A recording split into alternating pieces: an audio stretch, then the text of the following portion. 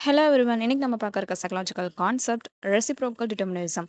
Albert பண்டோராவோட social cognitive தியரியில ஒரு கான்செப்ட் தான் வந்துட்டு ரெசிப்ரோக்கல் டிட்டர்மினிசம். ஸோ அதில் என்ன சொல்ல வராங்க அப்படின்னா, நம்மளோட பிஹேவியர், நம்மளோட தாட்ஸ், ஃபீலிங்ஸ், நம்மளோட என்விரான்மெண்ட் வந்துட்டு ஒண்ணுக்கு ஒண்ணு வந்துட்டு இன்ஃப்ளூயன்ஸ் பண்ணுது. பாசிட்டிவாவும் சரி, நெகட்டிவாவும் சரி, மாறி மாறி ஈச் அதரா வந்துட்டு இன்ஃப்ளூயன்ஸ் பண்ணுது அப்படின்னு சொல்ல வராங்க. ஸோ சிம்பிளா சொல்லணும் அப்படின்னா, நம்ம வந்துட்டு என்விரான்மெண்ட்டை இன்ஃப்ளூயன்ஸ் பண்ணுவோம். அதே சமயம் என்விரான்மெண்ட் நம்மளையுமே இன்ஃப்ளூயன்ஸ் பண்ணும். ஃபார் எக்ஸாம்பிள், இப்போ நம்ம எப்படி என்விரான்மெண்ட் இன்ஃப்ளூயன்ஸ் பண்ணோம் அப்படின்னா, ஒரு சோஷியல் சர்வீஸ் அந்த மாதிரி ஒரு என்விரான்மெண்ட்டுக்கு வந்துட்டு கான்ட்ரிபியூட் குடுக்குறது. அத பார்த்து நெறைய பேர் வந்துட்டு பழகுறது, ஒரு இம்ப்ரெஸ் ஆகுறது. ஸோ இது எல்லாமே வரும்.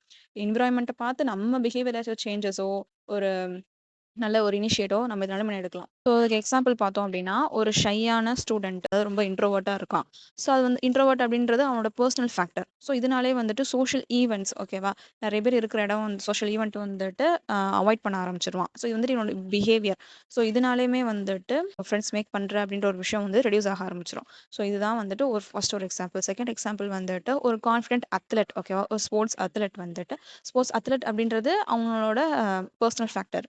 ஸோ வந்துட்டு இப்போ கிரிக்கெட்னு எடுத்துப்போமே, ரொம்ப வந்துட்டு ட்ரெயின் ஆகிட்டே இருக்காங்க அப்படின்னா, அது வந்துட்டு அவங்களோட பிஹேவியர். ஸோ அது மூலியமா வந்துட்டு அந்த டீமில் வந்துட்டு கப் வின் பண்ணுறது, ஒரு ரெகனைசேஷன் கிடக்குது இல்லையா? ஸோ அது வந்துட்டு என்விரான்மெண்ட். ஸோ நம்மளோட பர்சனல் ஃபேக்டர் என்விரான்மெண்ட் வந்துட்டு எப்படி இன்ஃப்ளூயன்ஸ் பண்ணுது அப்படின்ற இந்த எக்ஸாம்பிள் நம்ம பார்த்துருக்கலாம். ஸோ தேரியில் வந்துட்டு என்ன சொல்ல வராங்க அப்படின்னா, நம்ம ஒரு விஷயம் கற்றுப்போம் இல்லையா? லேர்னிங் வந்துட்டு நம்மளோட ஓன் எக்ஸ்பீரியன்சஸ்னால மட்டும் நம்ம வந்து கற்றுக்கல.